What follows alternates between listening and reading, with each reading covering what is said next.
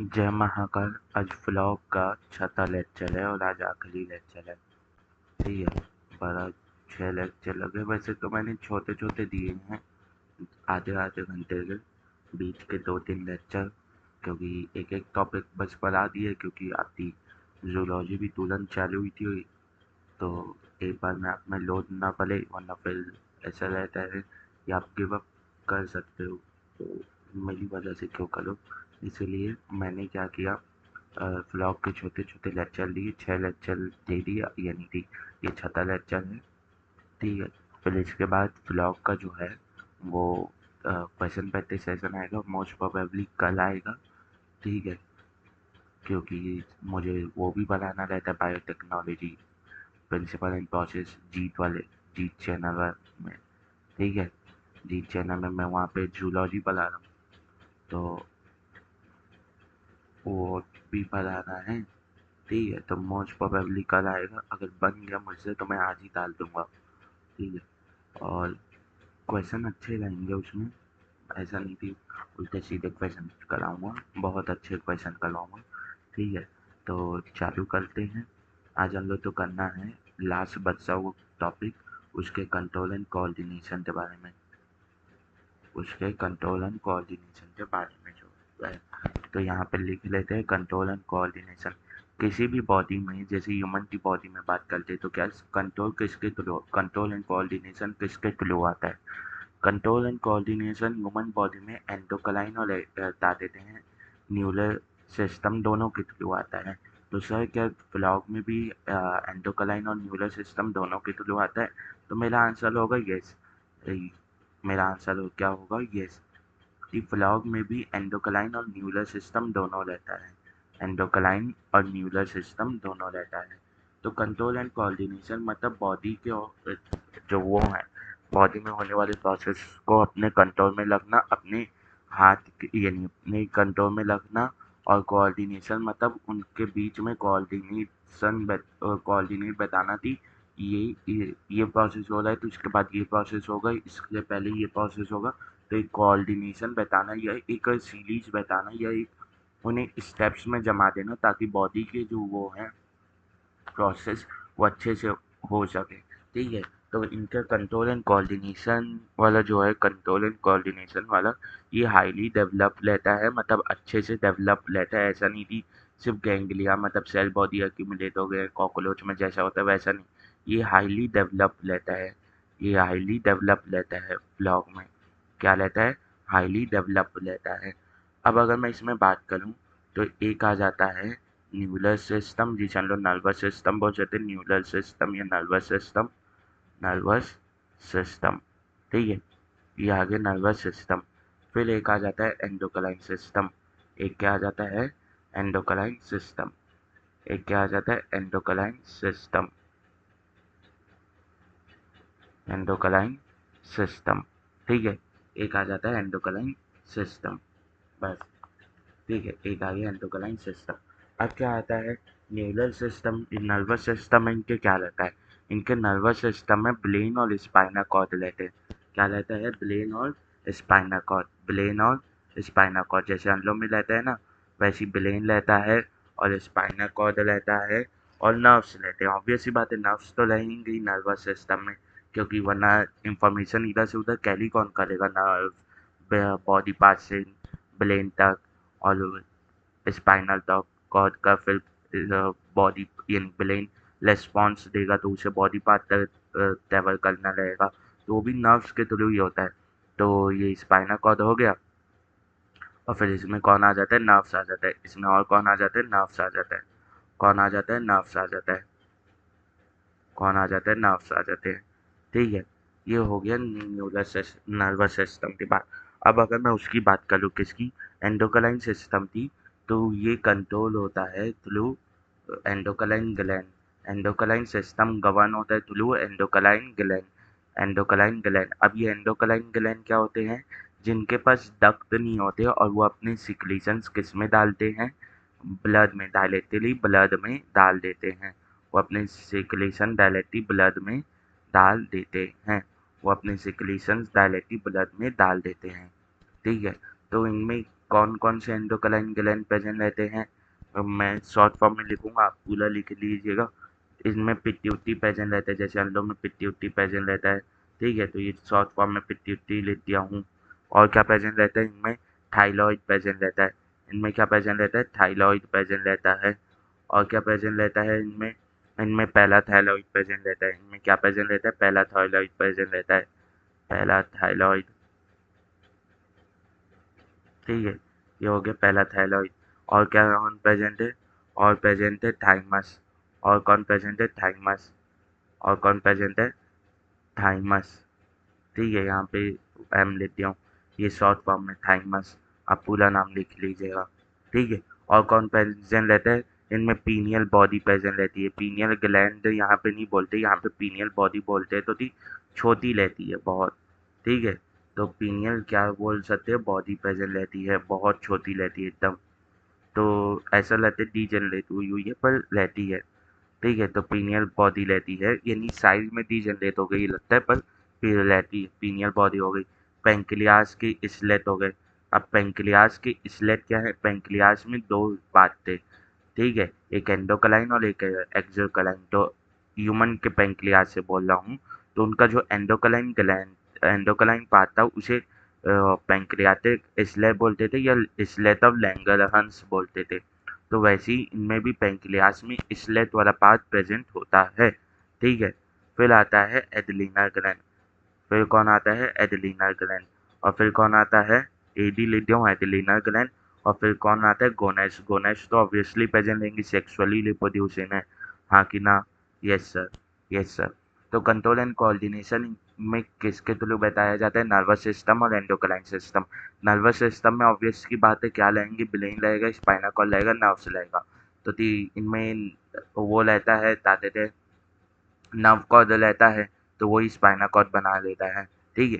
फिर उसके बाद एंडोक्राइन में बात करूँ, तो एंडोक्राइन में क्या रहता है, एंडोक्राइन ग्लैंड के थ्रू वो गवर्न होता है।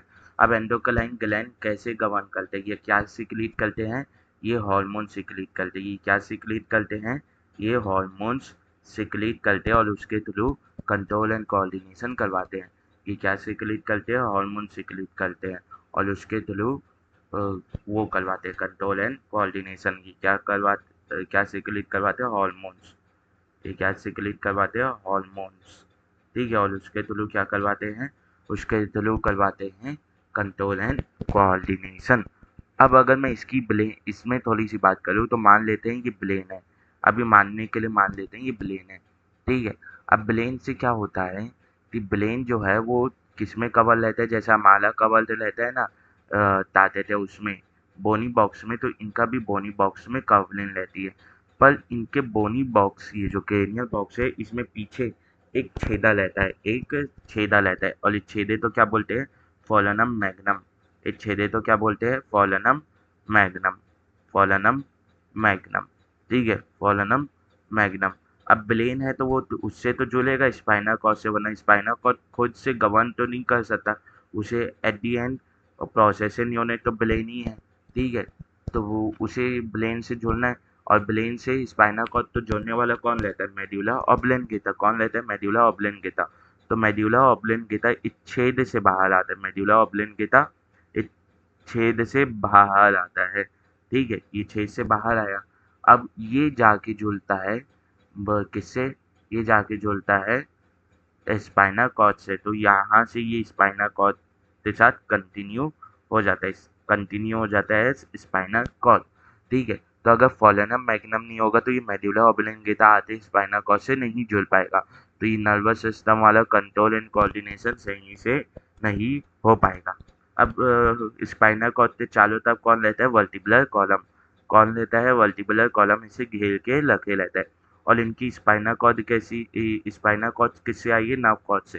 तो इनकी इस नर्व कॉर्ड कैसे रहती है, dorsal hollow single nerve cord, single dorsal and hollow, क्या, single dorsal and hollow nerve cord, NC लिख दे रहा हूँ, ठीक है। वो जाके बना लिए स्पाइनल कॉर्ड, वो जाके क्या बना लिए, स्पाइनल कॉर्ड।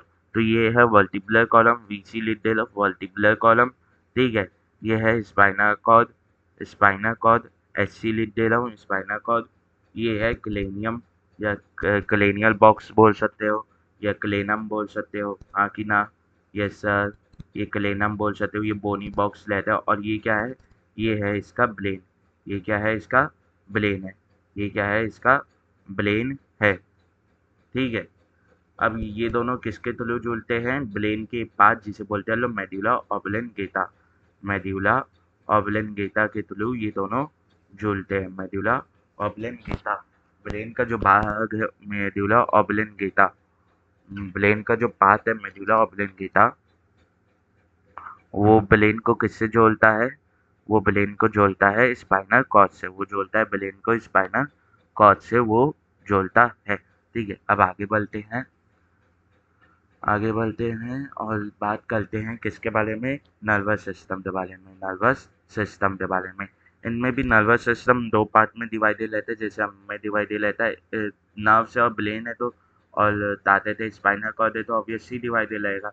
ब्रेन और स्पाइनल कॉर्ड हमेशा बॉडी एक्सेस पे लाई करेंगे, और बताते थे नर्व्स हमेशा बॉडी एक्सेस से बाहर की ओर निकलते हुए काम करेंगे।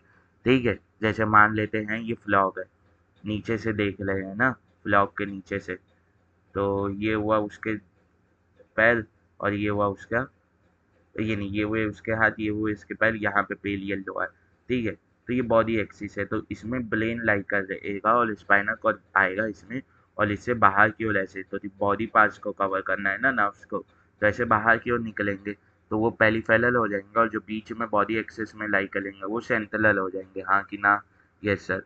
तो एक हो जाएगा सीएनएस, सेंट्रल नर्वस सिस्टम में, फुल फॉर्म नहीं निकला उस समय लग जाता है। ठीक है, सीएनएस मतलब सेंट्रल नर्वस सिस्टम, आप लिख सकते हैं ब्लैक में सेंट्रल नर्वस सिस्टम। दूसरा है पीएनएस। दूसरा क्या है? पीएनएस। ये है पेरिफेरल नर्वस सिस्टम। ये क्या है? Peripheral nervous system. Peripheral nervous system. ठीक है, अब सेंट्रल नर्वस सिस्टम में कौन आएगा? ब्रेन आएगा। कौन आएगा? ब्रेन आएगा। कौन आएगा? ब्रेन आएगा। और कौन आएगा? स्पाइनल कॉर्ड आएगी। और कौन आएगा? स्पाइनल कॉर्ड आएगी। ठीक है, अब मैं इसे ऐसे क्यों बनाया हूँ बताता हूँ। ये स्पाइनल कॉर्ड आएगी, हाँ कि ना? स्पाइनल कॉर्ड आएगी। अब पीएनएस क्या कंस्टिट्यूट करता है? नर्व्स कंस्टिट्यूट करता है। तो इसके दो पार्ट्स होते हैं, यानी इसके में नर्व्स के दो पार्ट्स होते हैं। एक होते हैं क्लेनियल नर्व्स, एक होती हैं क्लेनियल नर्व्स। ठीक है, एक होती है क्लेनियल नर्व्स जो किससे ओरिजिनेट करती है? ब्रेन से। ठीक है, और एक होती है स्पाइनल नर्व्स। ऑब्वियस सी बात है, नाम से पता चल रहा है। क्लेनियल नर्व्स मतलब क्लेनम के पास वाली नर्व्स है, वो किससे ओरिजिनेट करेंगी? ब्रेन से। मतलब फेशियल नर्व्स जो रहती हैं, या जो चेहरे में जितनी भी, हेड में जितनी भी नर्व्स रहती हैं, वो लगभग क्लेनियल नर्व्स रहती है, और बाकी सब स्पाइनल नर्व्स रहती है जो बॉडी में रहती है। जैसे ह्यूमंस में होता है, तो ये क्लेनियल नर्व्स ओरिजिनेट करती हैं इनसे, और स्पाइनल नर्व्स ओरिजिनेट करती हैं इनसे, हाँ कि ना? ये ओरिजिनेट वाले को वाला येलो दूसरे कलर से बना देता हूँ, ये कलर चलेगा। ठीक है, तो ये क्लेनियल नर्व्स किससे ओरिजिनेट करती हैं? ब्रेन से। ठीक है, क्लेनियल नर्व्स किससे ओरिजिनेट करती है? ब्रेन से। और स्पाइनल नर्व किससे ओरिजिनेट करती है? Spinal nerve. तो यानी स्पाइनल नर्व किससे ओरिजिनेट करती है? स्पाइनल कॉर्ड से। किससे ओरिजिनेट करती है? स्पाइनल कॉर्ड से ओरिजिनेट करती है। ठीक है, अब अगर मैं पीएनएस की आगे बात करूँ, अगर मैं पीएनएस की आगे बात करूँ, और इसमें क्लेनियल नर्व्स का एक डेटा दिया हुआ है कि क्लेनियल नर्व 10 रहती हैं, 10 पेयर रहती हैं, सॉरी, क्या रहती हैं? 10 पेयर रहती है। और ह्यूमंस में कितनी रहती हैं? 12 पेयर अराउंड रहती हैं। वो पढ़ने की ज़रूरत नहीं, पर बता दे रहा हूँ कि ह्यूमंस में 12 पेयर रहती हैं। अब पीएनएस का अंडों में जैसे एक और वो होता है भाग, उसमें क्या होता है? वो होता है सोमैटिक नर्वस सिस्टम और ऑटोनोमस नर्वस सिस्टम। जैसे अंडों में होता है वैसे इनमें होता है सोमैटिक नर्वस सिस्टम और autonomous nervous system. Somatic nervous system NS लिख दे रहा हूँ, नर्वस सिस्टम तो, और ऑटोनोमस नर्वस सिस्टम। ठीक है, सोमैटिक नर्वस सिस्टम किसे कंट्रोल करेगा? वॉलेंटरी एक्शन तो, और autonomous nervous system involuntary action को कंट्रोल करेगा। ठीक है, नर्वस सिस्टम। अब ऑटोनोमस नर्वस सिस्टम अन्लों में किस में डिवाइडेड रहता है, पहला सिंपैथेटिक और सिंपैथेटिक, तो वैसे ही इनमें भी होगा, इनमें भी पहला सिंपैथेटिक और सिंपैथेटिक में डिवाइड होगा। पहला sympathetic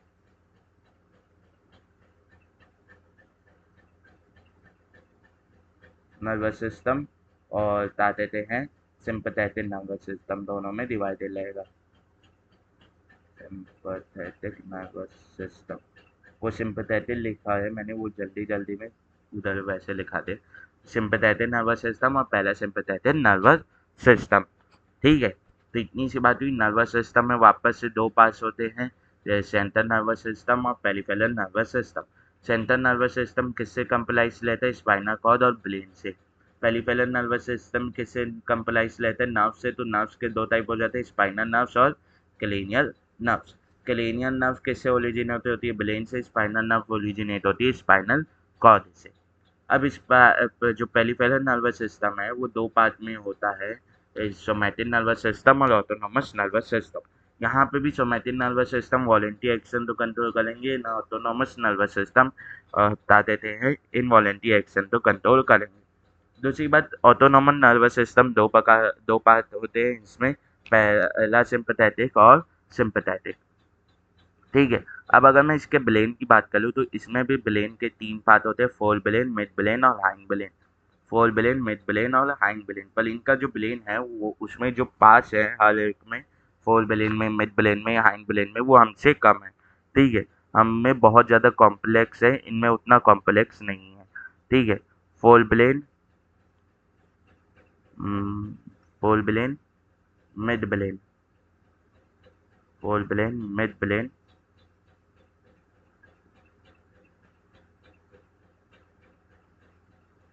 fore brain, mid brain and hind brain.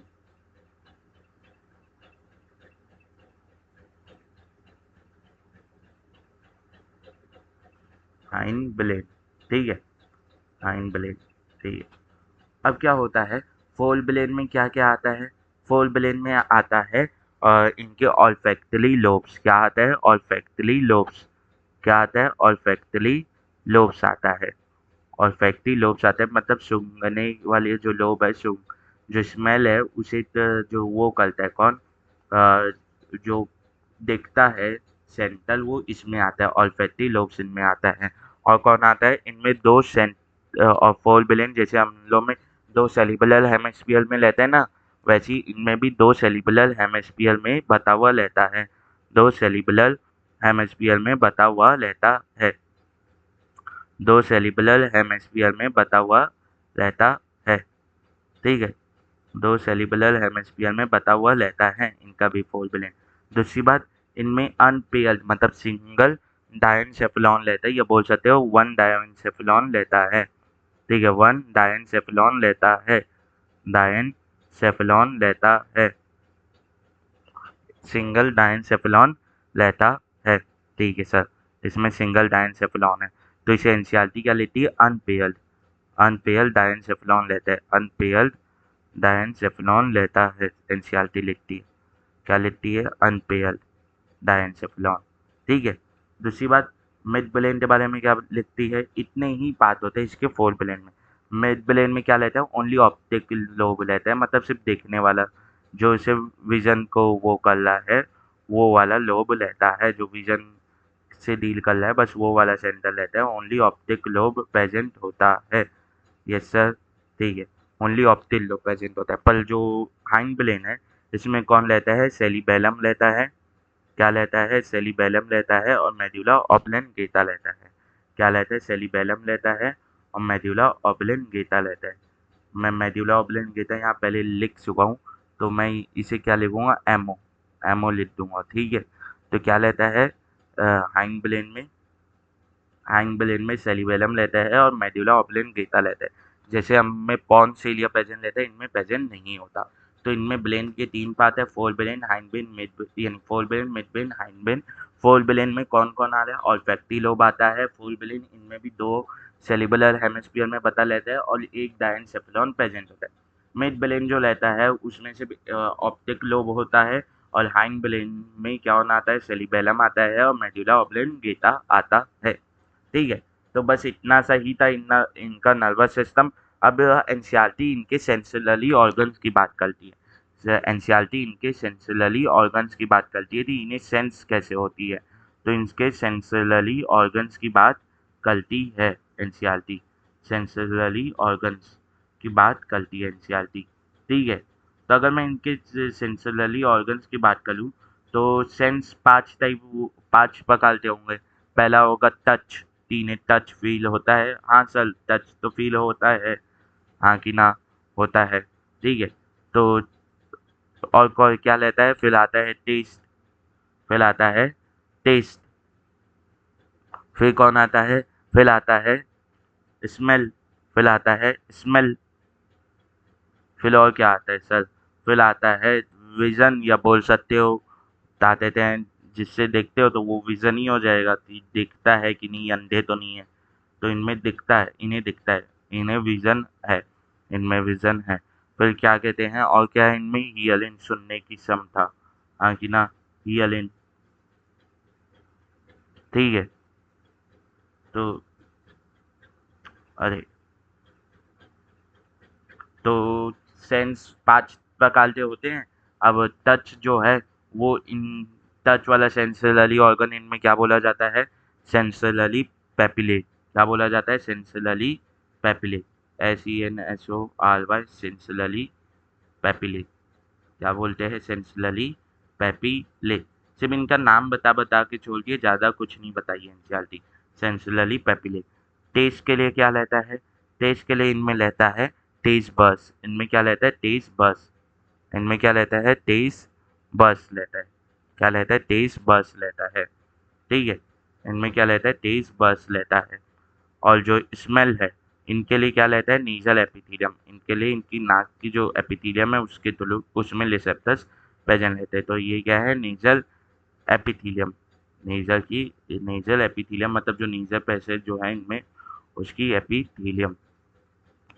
ठीक है, तो नेजल एपिथीलियम। ठीक है, अरे ये कैसे हो गया,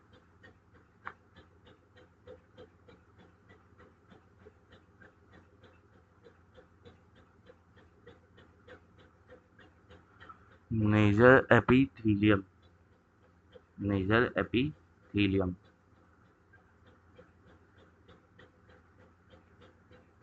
ये भी नहीं आ रहा था, नेजल एपिथीलियम।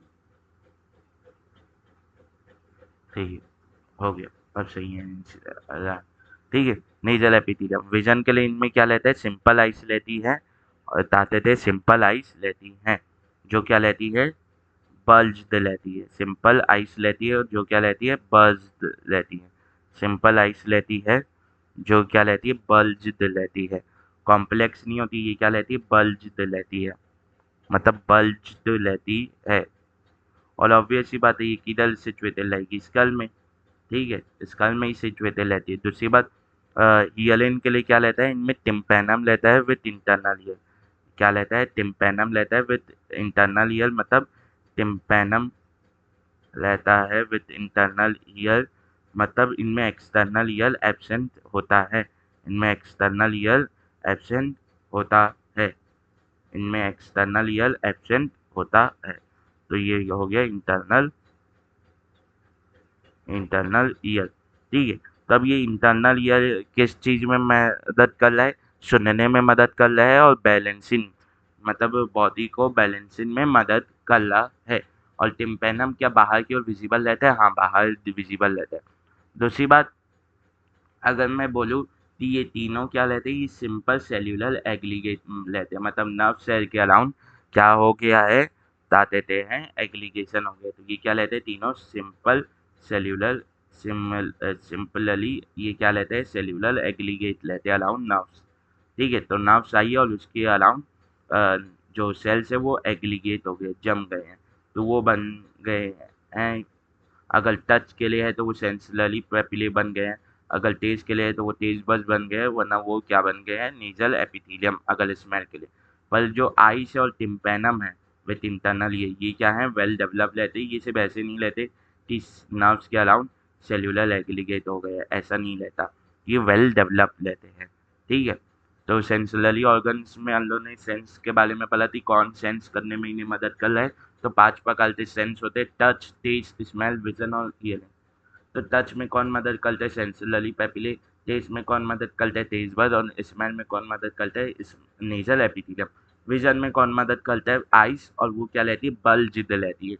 हियरिंग में कौन मदद करता है, टिम्पैनम, और वो टिम्पैनम के साथ क्या रहता है, इंटरनल ईयर। मतलब टिम्पैनम के पीछे क्या रहता है, इंटरनल ईयर। मतलब जो इनका ईयर है वो किससे चालू हो रहा है, वो या तो इंटरनल ईयर या मिड ईयर से चालू हो रहा है, इनमें एक्सटर्नल ईयर नहीं होता। तो सेंसुलरी पेपिले, टेस्ट बड और नेजल एपिथेलियम है क्या, सेल्यूलर एग्रीगेट्स अराउंड नर्व्स। और सिंपल आइस और टिम्पैनम क्या है, वेल इंटरनल ईयर, ये क्या है, वेल डेवलप है। ये सिर्फ ऐसा नहीं है कि नर्व्स के अराउंड सेल एग्रीगेट हो गए, ये अच्छे से वेल डेवलप है। हाँ कि ना, यस सर। अब आते हैं एनसीईआरटी पे। एनसीईआरटी क्या बोलती है, the system of control and coordination is highly evolved in flog. It includes both neural system and nervous neural system and endocrine system. ठीक है। The chemical coordination, the chemical coordination मतलब hormones के through coordination होने वाला of various organs of the body is achieved by hormones.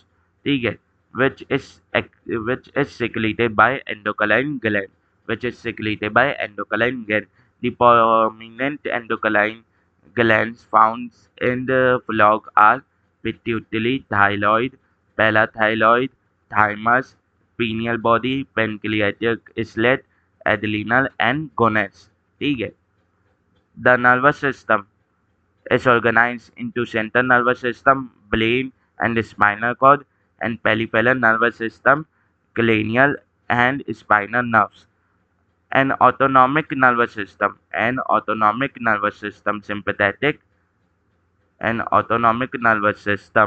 sympathetic and parasympathetic. ठीक है। तो यहाँ पे क्या बोल दिया है कि जो system of control and coordination है वो हाईली डेवलप है। उसके दो पार्ट है, न्यूरल सिस्टम, वो कंसिस्ट करता है both neural system and endocrine system. जो केमिकल कोऑर्डिनेशन है, मतलब थ्रू केमिकल होने वाला कोऑर्डिनेशन, वो हॉर्मोन्स के थ्रू होगा, और वो किसके द्वारा सिक्रेट किए जाते हैं, एंडोक्राइन ग्लैंड के द्वारा। जो प्रोमिनेंट एंडोक्राइन ग्लैंड है वो कौन कौन से हैं, pituitary, thymus, pituitary, thymus, thyroid, parathyroid, pineal body, pancreatic islet, adrenal gonads. हाँ कि ना, यस सर। ठीक है। जो सेंट्रल नर्वस सिस्टम है वो ऑर्गेनाइज रहता है, मतलब बटे हुए रहता है, सीएनएस, मतलब नर्वस सिस्टम दो पार्ट में ऑर्गेनाइज रहता है, बता हुआ रहता है, central nervous system and peripheral nervous system.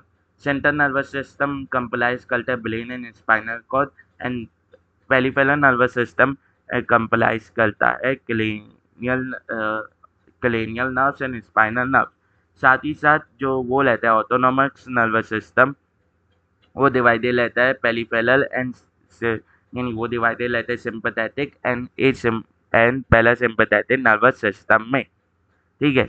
There are 10 pairs of cranial nerves arising from brain. 10 pairs of cranial nerve रहती है जो ब्रेन से अलाइज करती है। Brain is enclose in, brain जो रहता है वो एनक्लोज रहता है बोनी स्ट्रक्चर, जिसे हम लोग ब्रेन बॉक्स बोलते हैं या क्लेनियम बोल सकते हैं। ब्रेन जो रहता है वो डिवाइडेड रहता है 3 पार्ट में, fore brain, mid brain and hind brain. Fore brain consist करता है या इंक्लूड करता है olfactory lobes, paired of cerebral hemisphere and unpaired diencephalon, मतलब एक ही डायनसेफेलॉन इनमें रहता है।